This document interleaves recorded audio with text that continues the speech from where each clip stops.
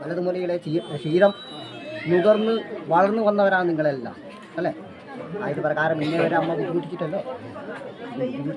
ബുദ്ധിമുട്ടില്ലാതെ കവണ്ണ കാത്ത് രക്ഷിക്കാനായിട്ട് ഈ പാർവതി കുഞ്ഞാനെ കൊടുത്തിരുന്നു.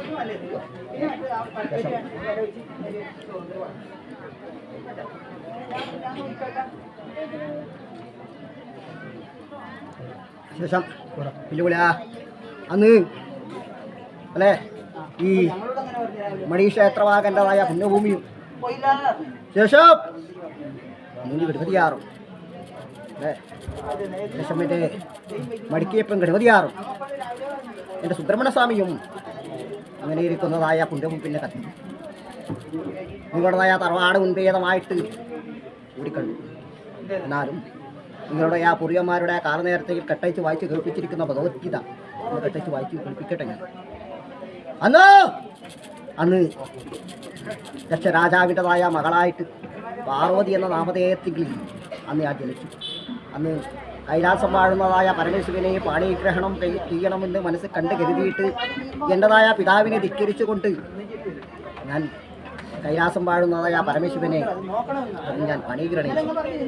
അങ്ങനെ എന്നെയും എൻ്റെ നാഥനെയും അപമാനിക്കാത്ത കവണം ദക്ഷരാജാവ് വലിയൊരു യാഗം നടത്തി. ദക്ഷയാഗം വീണ്ടും ആ ദക്ഷയാഗത്തിൽ എന്നെയും എൻ്റെ നാഥനെയും ക്ഷണിച്ചില്ല. എൻ്റെ പിതാവ് ചെയ്യുന്നതായ യാഗമല്ലേ മകളായ എനിക്ക് പോകാമല്ലോ. അച്ഛൻ്റെ ക്ഷണം വേണ്ടല്ലോ, മകൾക്ക് പോകാമല്ലോ. അങ്ങനെ നാഥനോട് മുടിചിന്തിച്ചു. മനസ്സില്ലാ മനസ്സോടുകൂടി പിതാവ് ചെയ്യുന്നതായ യാഗശാലയിലേക്ക് എന്നെ പറഞ്ഞയച്ചു. ശേഷം ആ യാഗശാലയിലേക്ക് കൈയെടുത്ത് പോരുന്നതായ കാലനേരത്തെങ്കിൽ അന്ന് എൻ്റെ പിതാവ് 33 കോടി ദേവകളും അല്ലേ 66,000 കോടി അസുരന്മാരും അങ്ങനെ കൃഷിമുരികളും പലരും സംബന്ധിച്ചു. ശേഷം അന്ന് അവിടെതായ മുന്നിൽ വെച്ച് എൻ്റെ പിതാവ് അന്ന് എന്നെ അപമാനിച്ചു അല്ലേ. അതിൽ അപമാനിതയായിരിക്കുന്നതായ ഞാൻ അന്ന് ശേഷം പുനർജന്മത്തെങ്കിൽ പർവ്വതരാജാവിൻ്റെ മകളായിട്ട് പാർവതി എന്നിരിക്കുന്ന നാമധേയത്തിൽ അന്ന് കൈലാസം വാഴുന്നതായ പരമശിവനെ പാണിഗ്രഹണം ചെയ്തു. അങ്ങനെ കൈലാസത്തിൽ വാഴുന്നതായ കാലനേരത്തിൽ അന്ന് എനിക്കൊരു ആശ മനസ്സിൽ തോന്നി. ഭൂമിയിലേക്കൊന്ന് ഇറങ്ങിച്ചേരാം.